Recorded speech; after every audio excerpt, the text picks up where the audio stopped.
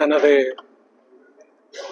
அகவையை வயசு கேட்கக்கூடாது 26/2 நேற்றைய தினம் கொண்டாடிய நம் தமிழ் மொழி செம்மல் ஐயா அமைச்சர் உதயகுமார் ஐயா அவர்களுக்கு பிறந்த நாள் வாழ்த்தை எனது சார்பாகவும் உங்கள் அனைவரது சார்பாகவும் இந்த பொன்னாடையை போற்றி வாங்க வந்து மேல நில்லுங்க ஐயா நடுவில் வாங்க ஐயா வாங்க. தமிழ்ச்சங்கம் அனைத்தும் பாராட்டும் விதமாக இந்த பாராட்டை தெரிவித்துக் கொள்கின்றோம். வாழ்க, நீடூடி வாழ்க.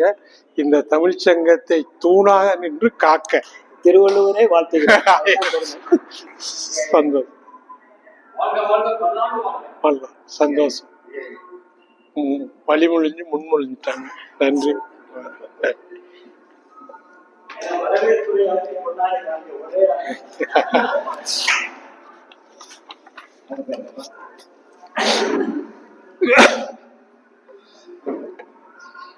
அதாவது நம்ம ஐயா சொன்னது மாதிரி இலக்கியங்கள்ல அது ஆன்மீக இலக்கியமாக இருந்தாலும் சரி, மற்ற தமிழ் இலக்கியமாக இருந்தாலும் சரி, வேற்றுமொழி இலக்கியமாக இருந்தாலும் சரி, கண்ணையும் கண் பார்வையையும் தொடாத எழுத்தாளரும் கவிஞனும் புலவரும் இருந்ததே கிடையாது. ஏனென்றால் ஐம்புலன்களில் ஒன்று கண். அதாவது இது 5 உணர்வு, மெய், வாய், கண். அந்த கண்ணை பொறுத்த வரைக்கும் இது நம்ம உடல்ல உள்ள பாதிப்புகளை கண்ணை வச்சே கண்டுபிடிக்கக்கூடிய தன்மை இருக்கிறதுனால ஃபர்ஸ்ட் கண்ணு ரொம்ப முக்கியம் அப்படிங்கிறது ஒண்ணு. தெரியாதவனுக்கும் கண் தெரியாதவனுக்கும் நோய்களை கண்டறிய முடியும். கண் தெரிகிறவனுக்கும் உடலில் கண்ணை தவிர மற்ற நோய்களை கண்ணை ஆராய்ந்து கண்டறிய முடியும். இது ஒண்ணு. ரெண்டாவது பார்வைங்கிறது ஒரு அத்தியாவசியமான ஒரு செயல். ஸோ அதனால கண் பார்வைக்கு ஒரு முக்கியமான ஒரு பகுதி நம் சுற்றுச்சூழலை அலசி ஆராய்ந்து அதை பகுப்பாய்வு செய்வதற்கு கண் பார்வை அவசியமாகும். இது ரெண்டாவது. ஏன்னா இதை ஏன் ரெண்டாவது சொல்றேன்னா, பார்வை தெரியாதவன் கூட படிக்கக்கூடிய டெக்னாலஜியை இப்போதும் மனிதன் பெற்றிருக்கின்றான். அவனுக்கு பார்வை தெரியணுங்கிறது இல்லை, ஆனால் they can learn. படிக்க முடியும், எம்ஏ படிக்க முடியும், ப்ரோஸரா வேலை செய்ய முடியும். அதற்கான எடுத்துக்காட்டுகள் உவமைகள் பல இருக்கின்றன. அந்த அடிப்படையில் இது ஐயா சொன்ன மாதிரி மூளையோடு தொடர்புடைய ஒரு உறுப்பு. இந்த கண்ணுல பார்வையை கண்ட்ரோல் பண்றதுக்கு நம் சிரசுல இருந்து இறங்கக்கூடிய 2வது நரம்பு முக்கியமானது. அதை அடுத்து கண்ணை வலது பக்கம், இடது பக்கம், மேலே, கீழே, ஓரமா எல்லா வகையிலும் சுற்றி பார்ப்பதற்காக 4 தசைகள் இருக்கு. அத 3வது நரம்பு, 4வது நரம்பு, 6வது நரம்பு என்ற மூளையில இருந்து நேரடியா வரக்கூடிய நரம்புகள் சப்ளை பண்ணுது, அதை கண்ட்ரோல் பண்ணுது. இந்த கண் அசைவுகளை கண்ட்ரோல் பண்ணக்கூடியது ரொம்ப முக்கியமானதாக கருதப்படுது. ஏன்னா இந்த கண் அசைவுகளோடு சூழ்ந்த கண் சைகைகள் ஒரு மனிதனுடைய எண்ணத்தை, உள்ளத்தை, அவனுடைய உள் நெஞ்சில் நினைக்கக்கூடியவற்றை பிரதிபலிக்கும் ஒரு கண்ணாடியாக மற்றவர்களுக்கு இருக்கக்கூடிய தன்மை, அதை எக்ஸ்பிரஸ் பண்ணக்கூடிய தன்மை கண்ணுக்கு இருக்கு. அதனால இது ஒரு பிரதான உறுப்பா உலகத்தை அறிவதற்கும் அவன் உள்ளத்தை மற்றவர்களுக்கு வெளிப்படுத்தும் உறுப்பாகவும் கண் இருக்கின்றது என்பதுதான் இந்த மூளை நரம்பியலினுடைய ஒரு முக்கியத்துவம். பொதுவா கண்ணினால ஏற்படக்கூடிய பார்வைகள் பலவிதம். அது ஒவ்வொன்றும் ஒரு விதமாக இருக்கும். ஒரே பார்வையா எல்லாத்துக்கும் இருக்குன்னு நம்ம சொல்ல முடியாது. அதனால அந்த பார்வையை வச்சே நம்ம ஆசைக்கு ஒரு பார்வை, ஆவலுக்கு ஒரு பார்வை, களவுக்கு ஒரு பார்வை, காதலுக்கு ஒரு பார்வை. களவுக்கு பார்வை அப்படின்னு சும்மா பொழுதுபோக்கா காலேஜில் படிக்கல சைட் அடிக்கிறதுன்னு சொல்லுவோம்ல, அது மாதிரி ஒரு பார்வை, ஒரு ஓட்டம் விடுறது. சோகத்திற்கு ஒரு பார்வை இருக்கு. அதே மாதிரி கழுகு பார்வையும் இருக்கு.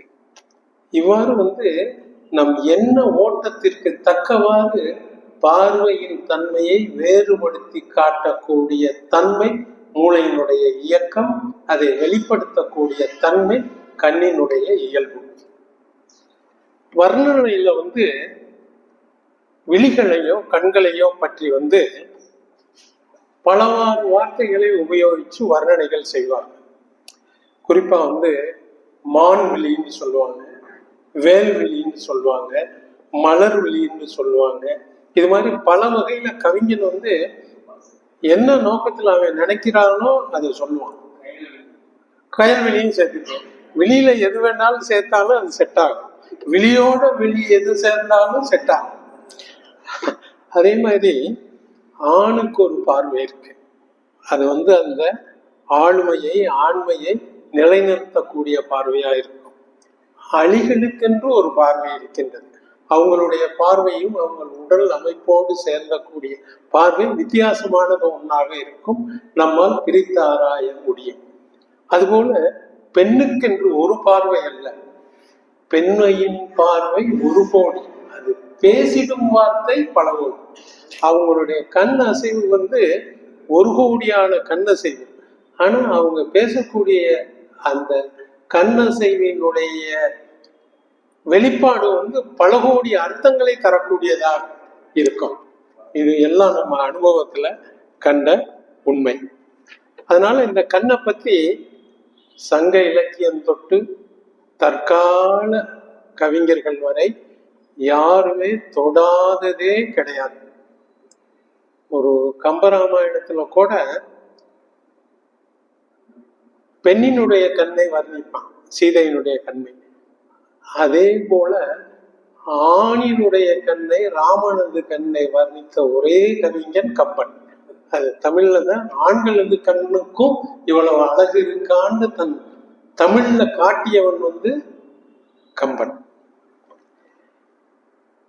இது எல்லா கவிஞர்களையும் மீறி வள்ளுவன் ஒரு படி மேல போய் அவன் செய்த அறத்துப்பாலையும் பொருள்பாலையும் இன்பத்துப்பாலையும் கண்ணு விடாம டச் பண்ணிக்கிட்டே இருந்த ஒரே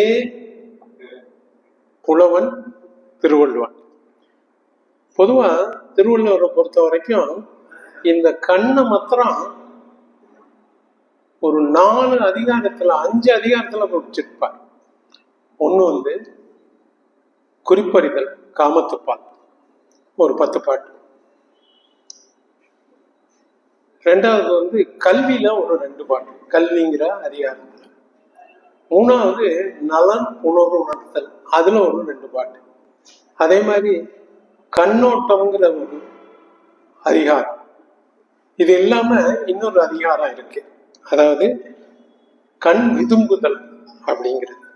இத்தனை அதிகாரத்திலையும் இந்த கண்ணையும் பார்வையும் கண்ணினுடைய அசைவையும் குறிப்பிட்டு சொல்லிக்கிட்டே போறோம். அந்த வகையில மூளை நரம்பியல் ரீதியா இந்த கண் அசைவினுடைய இம்பார்ட்டன்ஸை வள்ளுவன் எங்கெங்க கோடிட்டு காட்டியிருக்கிறான் அப்படிங்கிறதே இந்த விழியே கதை எழுதுங்கிற மூளை நரம்பியல் அடிப்படைய இந்த தலைப்பு தந்து என்னை அமைச்சர் பாதராஜர் ஐயா, அண்ணன் ஜாகிர் ஐயா எல்லாரும் பேச அழைச்சாங்க.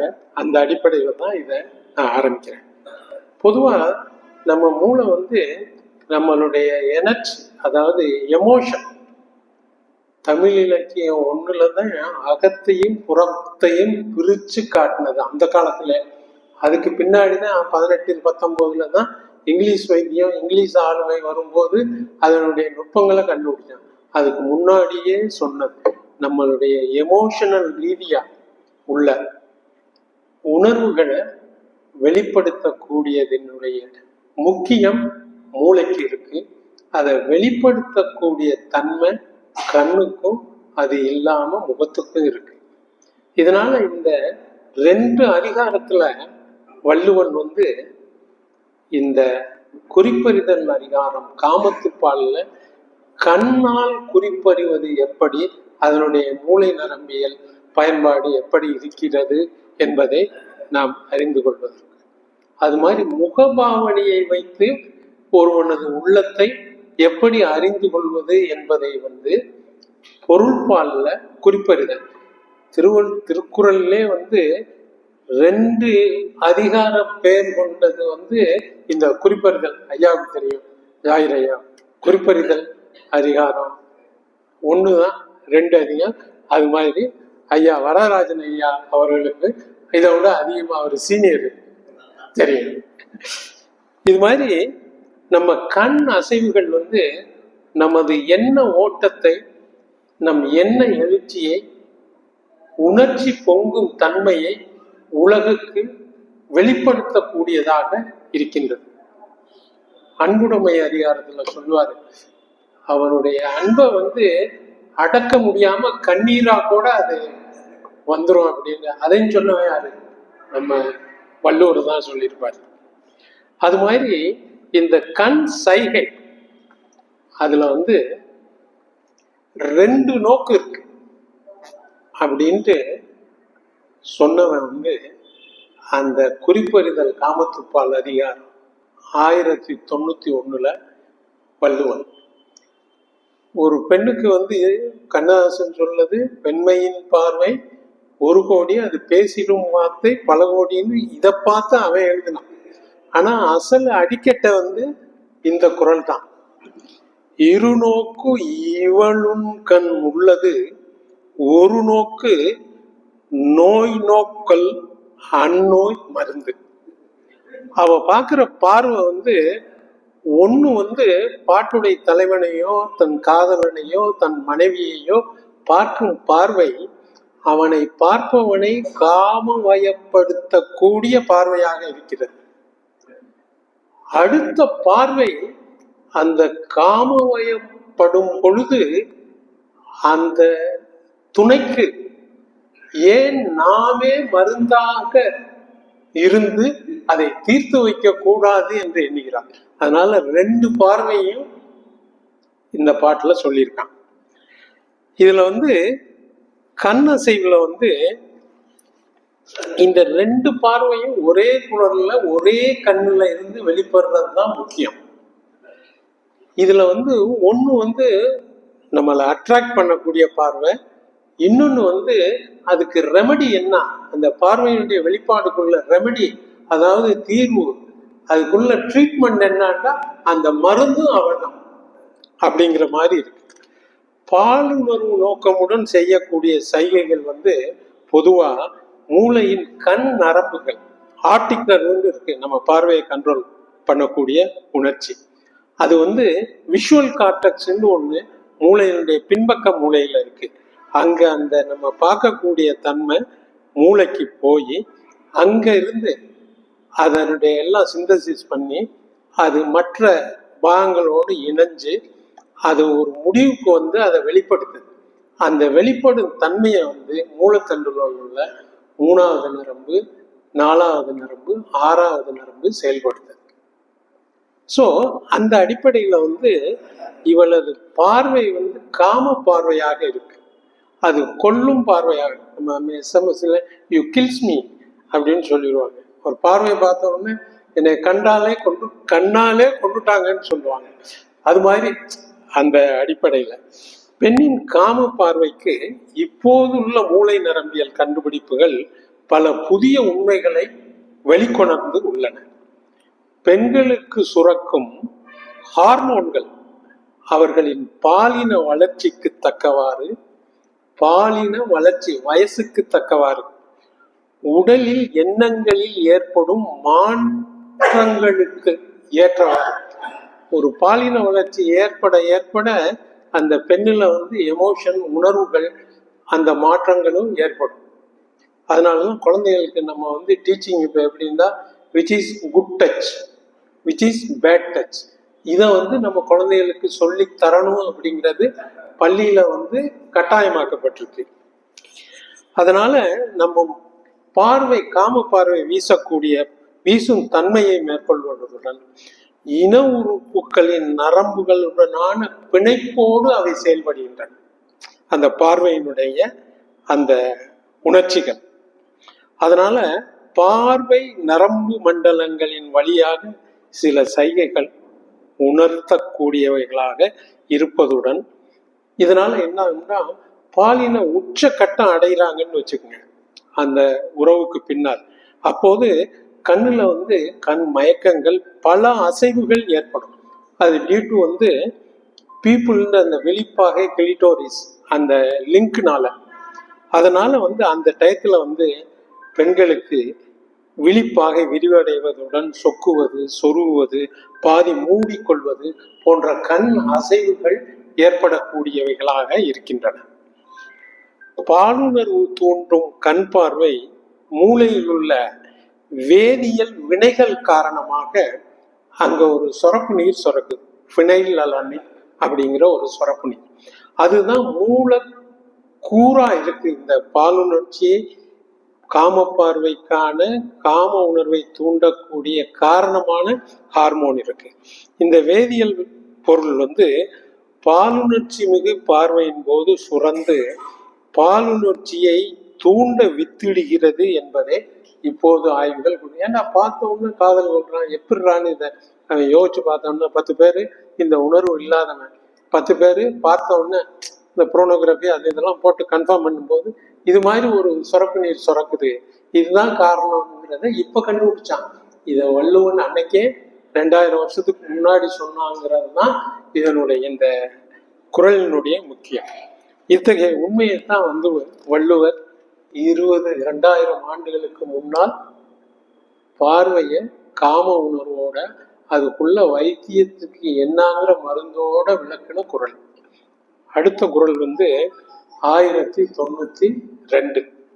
இதுல கண்ணளவு கொள்ளும் சிறுநோக்கம் காமத்தில் செம்பாகம் என்று பெரிது. அதாவது ஒரு பார்வை ஒரு உறவுல, பாலுணர்ச்சியில, காமத்துல பார்வையால வித்திடக்கூடியது. அந்த டோட்டல் ஆக்ட் செயல்பாட்டுல 50% மேல்னு வள்ளுவன் சொல்றான். ஸோ இது ஒரு இன்ஜெக்ஷன். பார்வை அது சொக்கும் பார்வை, சொருகும் பார்வை, ஒரு பெண்ணினுடைய காம பார்வை வீச்சு அவன் காமத்தை அணைவதற்கு பாதி கிணறுக்கு மேல் தாண்டிய உணர்வை ஏற்படுத்துகிறதுங்கிறது தான் வள்ளுவன் இந்த பாட்டுல சொன்னது. அதனால பாலுணர்வை தூண்டும் காமக்கண் சைகைகள் ஆரம்ப பாதி என்றும், அது உண்டாகும் காம இன்பத்தின் பாதியை காட்டிலும் பெரிது என்பது இந்த குறளின் பொருள்.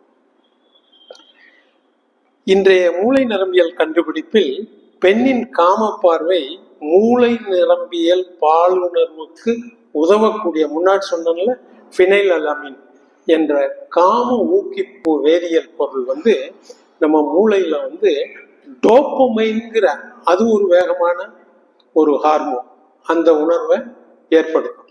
ஏன்னா இந்த டோப்பமைன்கிறது நம்ம என்ன எழுச்சியை துரிதப்படுத்துவது, அதிகப்படுத்துவது. பார்க்கின்சன் டிசீஸ்ங்கிற நோயில இந்த டோப்பமைன் குறைஞ்சு போகும். இந்த டோப்பமைன் குறைஞ்சு போனோம்னா இது வயசானவங்களுக்கு வர்றது. ஸோ இந்த டோப்பமைனை கூட்டுறதுக்கு மருந்துகள் நம்ம கொடுக்கும்போது வயசானவங்களுக்கு வந்து நம் வயதான மனைவியை அவங்க வந்து சீண்டக்கூடிய தன்மை, ஹைப்பர் செக்சுவாலிட்டி அதிகமாயிடும். ஏன்னா அதனுடைய தன்மை. ஸோ ஆன்டி பார்க்கின்சன் ட்ரக்ஸ்ல வந்து இந்த மாதிரி ஒரு பிரச்சனை, அவங்க வீட்டுக்காரங்க வந்து சார் இது மாதிரி இருக்கு, முன்னாடி இருக்க மாதிரிலாம் இப்படி இருக்கு, ஒரு மாதிரி அவங்களால அந்த நம்ம தமிழ் மக்கள் அதை எக்ஸ்பிரஸ் பண்ண முடியாம கோடிட்டு காட்டுவாங்க. ஸோ இதனால உள்ள ப்ராப்ளம் அப்படின்னு நினைச்சு அதை நம்ம வெளிப்படையா சொல்லக்கூடாது, மாத்திரையை கொஞ்சம் டோஸை குறைச்சி தரணும் அப்படின்ட்டு சொல்லணும். இது மாதிரி தன்மையான டோப்பமைனை வந்து அது அதிகப்படுத்துது. அதனால இந்த டோப்பமைன் வந்து எப்பவுமே ஃபர்ஸ்ட் ஒரு பீக் வரும், அது வந்து அந்த காம பார்வை வீச்சிலே வந்துடுது. அடுத்துக்கு பின்னாடி அவங்களுடைய செயல்பாடு போக்குவரத்து இந்த இதுல வந்து வர்ற இன்பத்தை காட்டிலும் ஆரம்ப உணர்வுகள் பாதிக்கு மேல் உள்ளதாக வள்ளுவன் இந்த குறளிலேயே கோடிட்டு காட்டுகின்றான். இந்த டயத்துல வந்து முதல் சொன்ன மாதிரியே இது வந்து புணர்ச்சியில் காம பார்வை அந்த உணர்வு நிலையை விட அதிகமான இன்பத்தை தரக்கூடியது என்பதே இந்த குறளின் கருத்து. மூணாவது குறள்ல வந்து நோக்கினால் நோக்கி இறைஞ்சினால் அகுதவல் யாப்பினுள் சுட்டிய நீர். இதுதான் குறள் வந்து 1093. இந்த குறளுடைய பொருள் என்னன்னா, காதலுடன் என்னை பார்த்து பின் என்னவோ நினைத்து நாணம் மிகுதியால் தலைகுனிந்த அவளின் குறிப்பு எங்கள் காதலுக்கு வார்த்த நீராகும் என்பது குறள். எப்பவுமே பெண்களுக்கு ஒரு இன்ஹிபிஷன் இருக்கும். இன்ஹிபிஷன் தான் ஒரு தடுப்பா இருப்பாங்க. அப்ப வந்து ஒரு பார்வையை வீசி, அந்த காமக்கண் பார்வையை வீசின உடனே அதற்கு பதிலா ஆண் பார்க்கும்போது அந்த பார்வையினுடைய அர்த்தத்தை இவள் புரிந்து ஞானி தலை குனிஞ்சிருவான். அதுக்கு மேல அந்த லிமிட்டேஷன் எக்ஸசிவா போயிடுமோ அப்படிங்கிறதுனால இது தமிழர் பண்பாடு. அது அப்பவே அந்த காம உணர்வுல உள்ள அந்த உணர்ச்சியை வள்ளுவன் வந்து அப்படி கூறியிருக்கான். நாம் நினைக்கும் வகையில் கண்களை நேராக தாழ்த்தி உயர்த்தி பக்கங்களில் பார்க்கும் அசைவுகளையும் நகரக்கூடிய பொருள்களின் அசைவுகளையும் கழுத்தசைவுக்கு கண் திரும்பக்கூடிய அசைவுகளையும் மூளையின் பிராண்டல் பறைட்டல் மற்றும் கண் பகுதி நரம்புகள் கட்டளைகளை மூளையின் மூளை தண்டு மையப்பகுதியில் இருந்து கண்ட்ரோல் செஞ்சுக்கிட்டு இருக்கு. அதனால அந்த செயல்ல வந்து கண்ணை பார்த்து இப்படி திரும்புறது, அப்படி திரும்புறது, இங்க பார்க்கறது, கீழே பார்க்கறது, மேலே பார்க்கறது, இது எல்லாமே ஆட்டோமேட்டிக்கா நம்மளை அறியாமலே செய்யக்கூடிய தலைவன் வந்து யாரு? மூளை. அதனால இக்குறள்ல வந்து காதலி மனைவி முதலில் கண்களால் காம பார்வை பார்த்து கண் சைகைகளை வெளிப்படுத்தி பின் அவள் கண்கள் அவரின் கண்ணை முகத்தை பார்ப்பதை விட்டு விலகி அவரின் உடல் பகுதிகளை பார்க்க தாழ்வாக கூறி, இப்படி கண்ணை பார்த்துட்டு டக்குன்னு கீழே பார்த்து குனிகிறத குறிக்கக்கூடிய செயல். இப்ப இருக்க கண்டுபிடிப்பு என்ன சொல்லுதுன்னா, கண் அசைவுகள் காரணமாக பார்வை மேல இருந்து தாழ்த்தி கீழே வரும்போது அது இடுப்பு இடை பகுதிகளுக்கு தாழ்வாக கூடிய நிலைக்கு வரும்போது இன்னும் பாலுணர்வு அதிகமாக தூண்டப்படக்கூடியதாக இருக்கின்றது. அந்த பார்வையை ஆம்பளை பார்த்துக்கிட்டு இருக்கையில பெண்ணுடைய அசைவுகள் அவனுடைய குறிப்பால் உணர்கின்றார். அதனால இந்த பார்வையில வந்து ஒரு இந்த பார்வை வந்து ஒரு ஃபிக்ஸ்டு பார்வை. அது எப்போ வரும்னா, ஒருத்தன் கொலை செய்யறதற்கு முன்னாடி ஒரு மாதிரியான பார்வை, கொலை செய்யப்படுறவனையும் கொலை பண்ணக்கூடிய பார்ப்பேன், படத்துல நிறைய பார்த்துருப்பேன், அதுக்கு பின்னாடி குத்திடுவோம். அதே மாதிரி இந்த காமத்திலையும் பார்த்துக்கிட்டு இருந்த வாக்குல ஃபிக்ஸ் ஆயிடுச்சுன்னா இந்த வில் கிரவுண்ட். அது மாதிரியான ஒரு அமைப்பை இந்த குறள் வெளிப்படுத்துகிறது. அடுத்த குறள் வந்து 1094. யானோக்கும் கா நிலநோக்கும் யானாக்கால் தான் நோக்கி மெல்ல நகும். இது எல்லாருக்கும் தெரிஞ்ச குறள். குறிப்பறிதல் அதிகாரத்துல வந்து பெண்ணின் பார்வையை கண் சைகைகளை கூறிய வள்ளுவன் ஆண் காம பார்வை வீசும்போது பெண் உணர்த்தும் குறிப்புகளை இக்குறள்ல கொடுக்குறாங்க. இதே வந்து இது வரைக்கும் பெண்களின் பார்வையை பத்தி சொல்லிக்கிட்டே வந்த வள்ளுவன் திரும்ப ஆம்பளை நம்ம ஒரு பெண்ணை பார்க்கும்போது அவங்களுக்கு விருப்பம் இருக்கும், விருப்பம் இருக்காது. அதனால வந்து அதுக்கு ரெஸ்பான்ஸ் இல்லாம டக்குன்னு தலையை குனிஞ்சு நடந்துருவாங்க ஃபர்ஸ்ட் அட்டெம்ப்ட். ஸோ அதனால பிடிச்சிருந்துச்சின்னு வச்சுக்கேன், ஒரு புன்சிரிப்பு படங்கள்ல காமிக்கிற மாதிரி அந்த பார்வைக்கு உள்ள ரெஸ்பான்ஸை வந்து தலையை குனிஞ்சிட்டு சிரிச்சுட்டு போயிடுவோம்.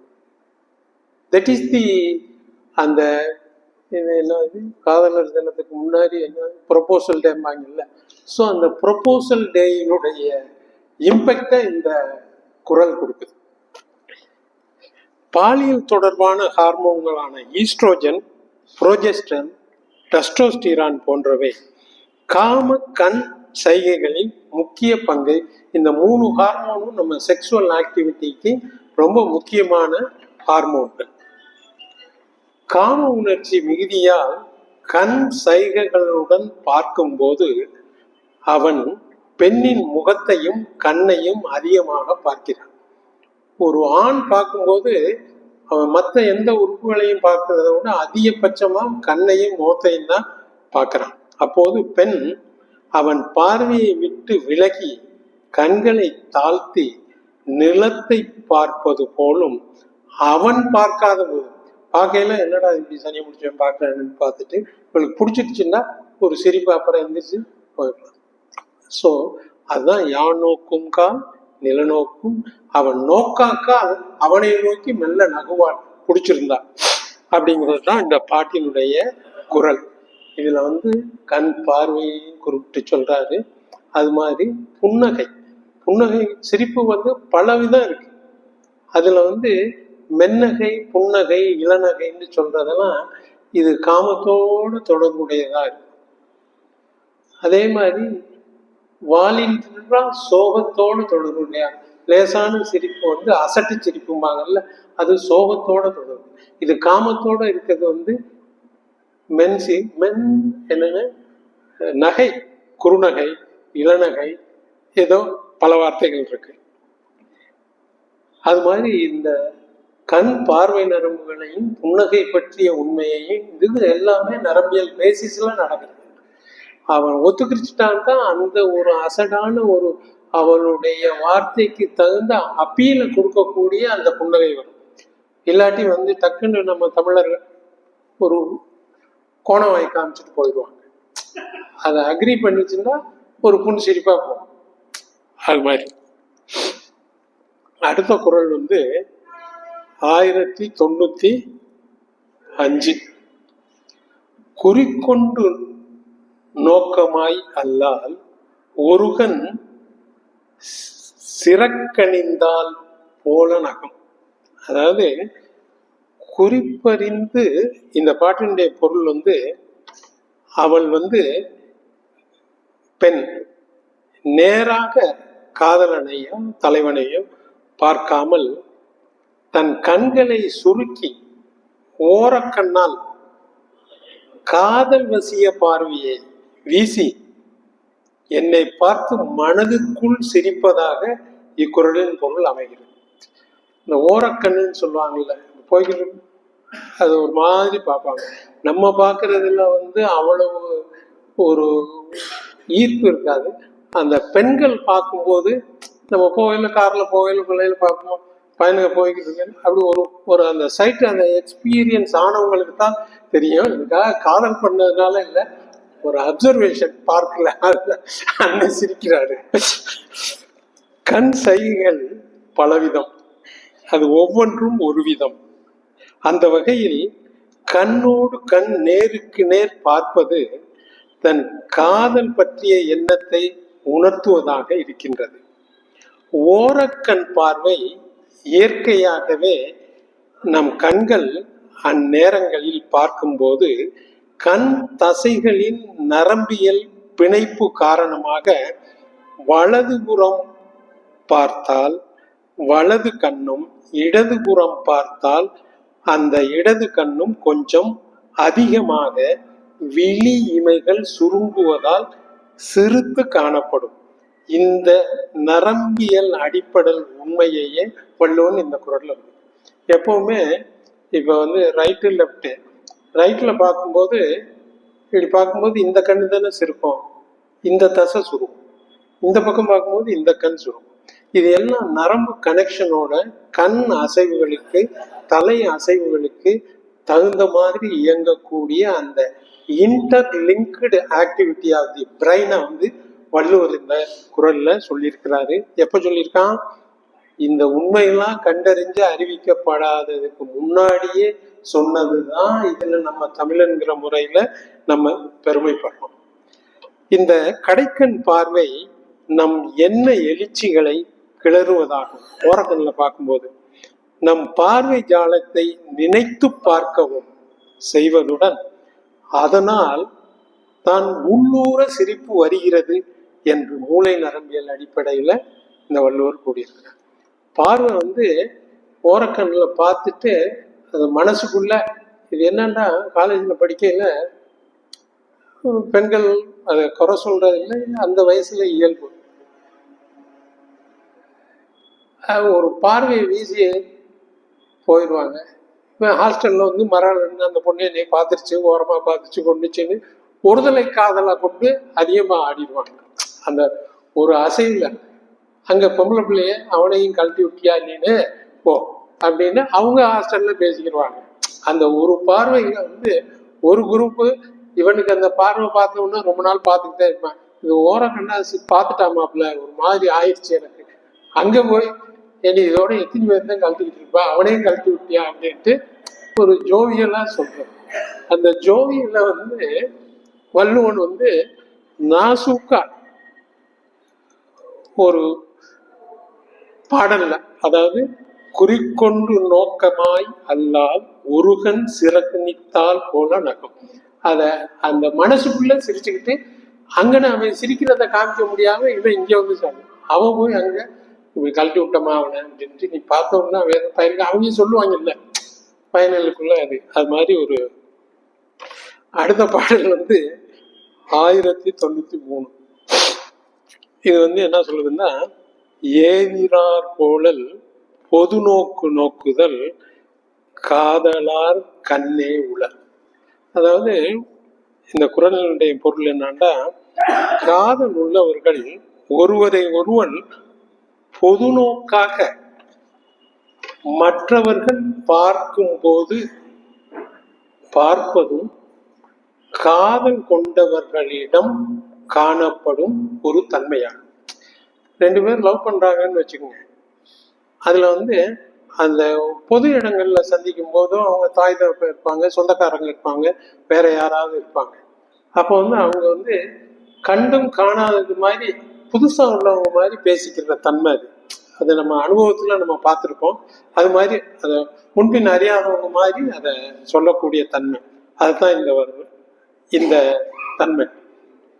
நரம்பியல் அடிப்படையில் பார்வைகளின் சந்திப்பு ஒருவரின் மனதின் காதல் என்ன ஓட்டத்தை வெளிப்படுத்தக்கூடியதாக மற்றும் அறிவிக்கக்கூடிய பரிமாற்றமாக இருக்கின்றது.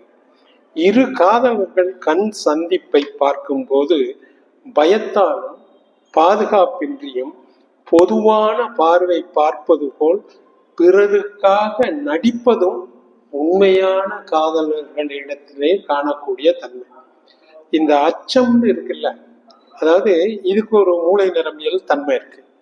பொதுவா ஒரு சோசியல் இன்ஹிபிஷன் பொது இடங்கள்ல எப்படி நடக்கணுங்கிறத தீர்மானிக்கிறது நம் மூளையினுடைய ஃப்ராண்டல் லோப் பகுதி.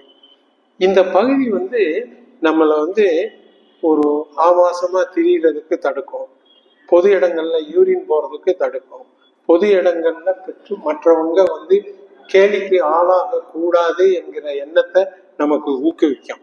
அப்படி இந்த சோசியல் இன்ஹிபிஷனை நல்ல உள்ளம் கொண்ட காதலர்கள் பொது இடங்களில் சமுதாயத்தையும் மதித்து நடக்கக்கூடிய தன்மையை முன்பக்க மூளை அவர்களுக்கு வழங்குகிறது என்பதே இந்த குறளின் மூளை நரம்பியல் அடிப்படை உண்மை.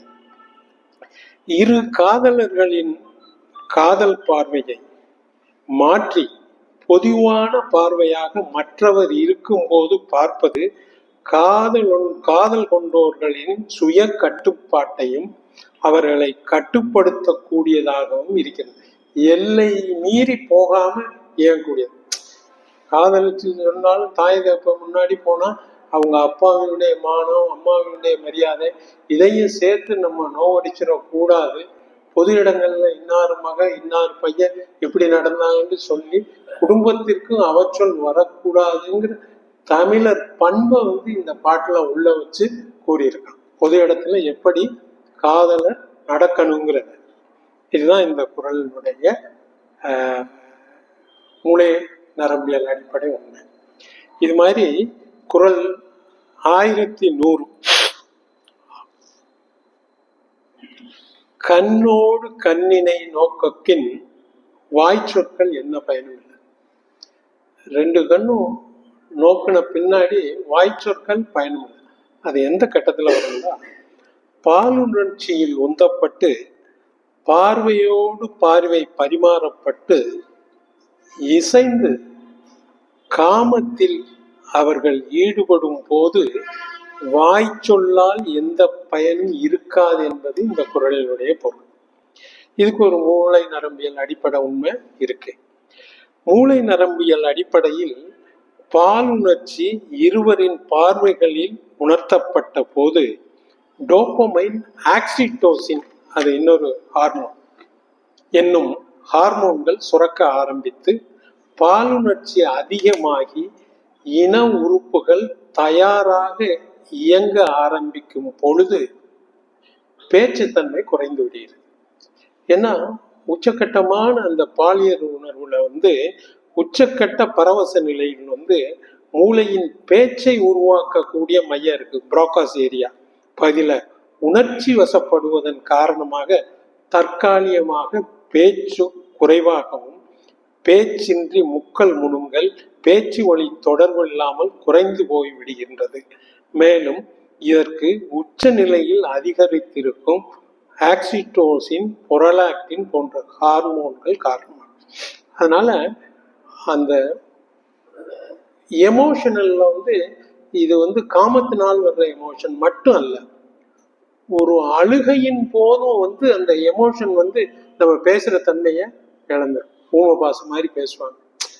ஒரு இறந்தவங்க வீட்டுக்கு போறோம்னு வச்சுக்கோங்க, உணர்ச்சி விஷயம் அதை பார்த்து அவங்க எக்ஸ்பிரஷனை they will express there feeling. அதுக்கு மேல எந்த வார்த்தையும் பயனில்லாமல் போயிடும். அந்த உணர்வே நமக்கு காட்டக்கூடிய தன்மையாக இருக்கும்.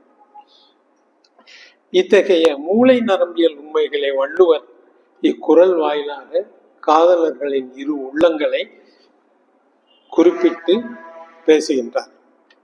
குறிப்பா இந்த குறிப்பறிதல் அதிகாரம் 110 அதிகாரத்துல காதலில் கண் சைகைகளின் முக்கியத்துவத்தை முக்கியமா அதை சொல்லும் வகையில இருநோக்கு அப்படின்னு குறள் 1091லையும் ஒரு நோக்குன்னு அந்த 1091வது குறளிலும் நோய் நோக்குன்னு 1091லும் சிறுநோக்கம் என 1092லும் நோக்கினால் என 1093லும் யானோக்கும் என 1094லும் நோக்காமை என 1095லும் நோக்கும் என 1094லும் நோக்கம் என 1098லும் பொது நோக்கு என 1099லும் நோக்குதல் என 1099லும்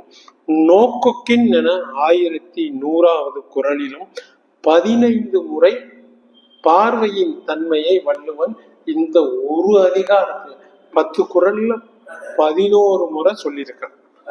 அதனால நம்ம எல்லாத்துக்குமே 2 நோக்கு இருக்கும், 10 நோக்கு இருக்கும், பெண்களுக்கு 100 கோடி இருக்குங்க. பருவத்தில் பெண்கள் தனித்திருந்தால் பார்ப்பவர் மனதில் என்ன வரும்னு ஒரு கவிஞன் எழுதியிருப்பான் கண்ணதாசன். பருவ பொண்ணு பார்க்கும்போது உங்களுடைய பார்வையில என்ன வரும்?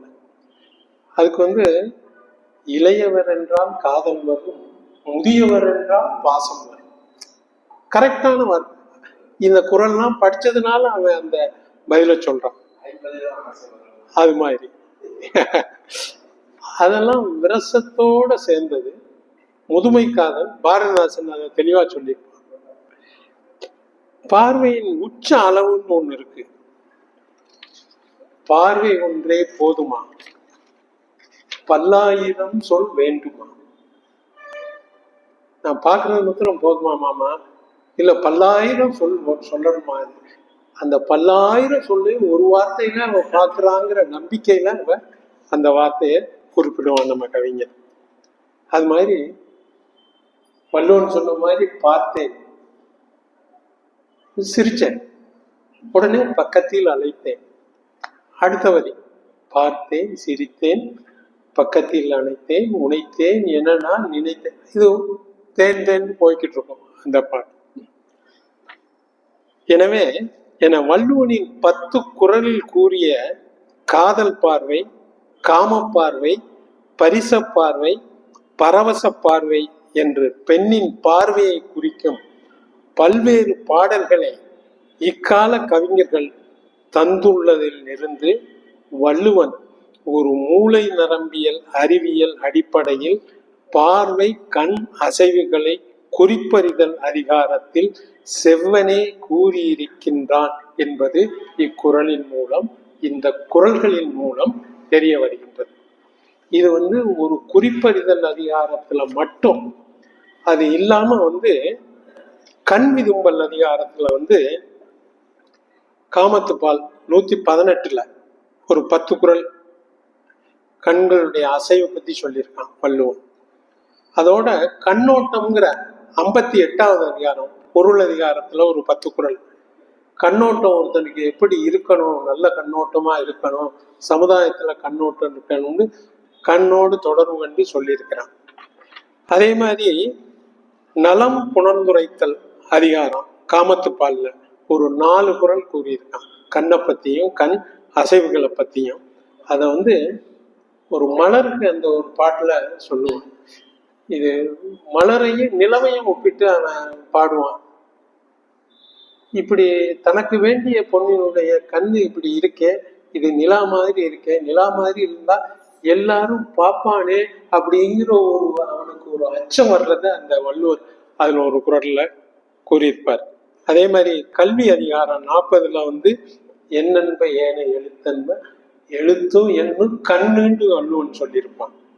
அதே மாதிரி கண்ணுடையார் கற்றோர் அப்படின்னு சொல்லிருப்பான். கண்ணில்லாதவன் குருடர்னு சொல்லியிருப்பான். அதனால பாடல்ல அதை வச்சு அவன் கண் இரண்டும் மின்ன மின்ன அப்படின்னு பாடுவான் நம்ம கவிஞர். கண்கள் இரண்டும் என்றும் உம்மை கண்டு பேசும், கண்கள் இரண்டும் என்றும் உம்மை கண்டு பேசும், கண்கள் எங்கே நெஞ்சம் என்று கதறுவான் காதலி.